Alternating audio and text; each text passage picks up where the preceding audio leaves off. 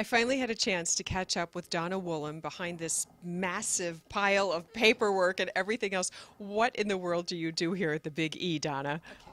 I am Director of Agriculture and Education, which encompasses horse show, 4-H, FFA, Farmerama, and all the livestock shows, the wine barn, Christmas trees, yeah, anything agriculture. Oh my goodness, how do you pull it all together? When do you start? We actually have started last week for next year, and I have a great staff. I have a full-time staff and a part-time staff that work with me all year that are just super. Anything new and different this year that was a surprise? No, we don't like surprises, so we don't create them. But we've planned some new exhibits in Farmerama that have been very successful. We've done some different things in the wine shop to enhance the visitors' experience that have worked out really well. So yeah, we do a lot of planning. Tell us about some of the new exhibits that have been successful this year. One of the new exhibits has been a methane digester exhibit in the Farmerama building. Another one has been an exhibit of a cranberry bog and the cranberry process, which is very special to Massachusetts, and that's been very successful. And down here, we added some livestock, new kinds of livestock earlier in the week that turned out to be a good show. So we've done a few new things. How do you decide what is appropriate to bring in when it is a new exhibit? We pay a lot of attention to industry commentary. We look at breeds that are becoming popular. We look at, in the horse show, we look at different types of horse venues that are popular or horse activities that are popular.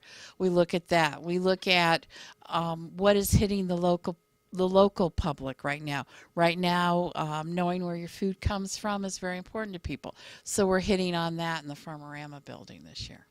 Since you are already in the planning stages for next year, can you give us any insights into what might be new for next year and then even for 2 years forward for number 100? Well, we are thinking a lot about our 100th anniversary. That's a very special year for us. We will, in that year, be hosting the World Asher Dairy Conference here. They'll kick off their event here. That's very special for us. So we'll be looking at how we can reschedule some of our dairy shows to accommodate that.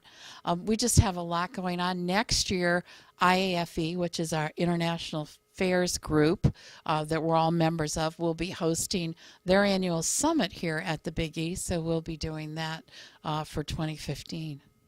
Well, you've got some really exciting plans on the horizon. Do you find that having animals on the grounds for petting and exhibit really is an extra draw for crowds? Do you get extra people who want to see these animals close up that wouldn't otherwise have a chance to? We get a lot of visitors here in the Mallory complex. They want to see the animals. They come to the fair. They're third generation removed from the family farm now, and they want their kids to see the animals. They want to see the cows being milked. They want to see the sheep being trimmed or the llamas being led around, and it's really an experience they want their kids to have. Donna, do you have a favorite exhibit? No, I never have favorites. Gets you in trouble. Do you come from an agriculture background? I do. I do. My dad was the livestock superintendent at the University of Connecticut, so I was pretty well versed in swine, beef, cattle, and horses. A favorite among those four-legged creatures?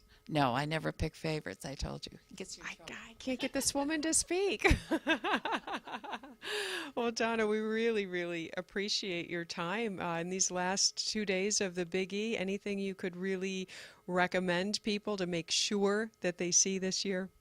I think the pig show is this weekend, and it's really an attraction. They're very intelligent animals, and they're just very entertaining.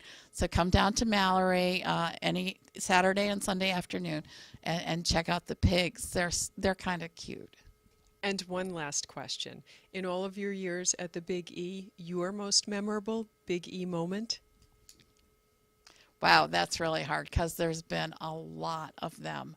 But there's special moments, when that kid comes in and says, "Thank you for everything you do." for us and for my family. That's pretty special. Well, Donna Woolam, we thank you for everything you do too to make this a very memorable experience for many people. Thank you, Susan.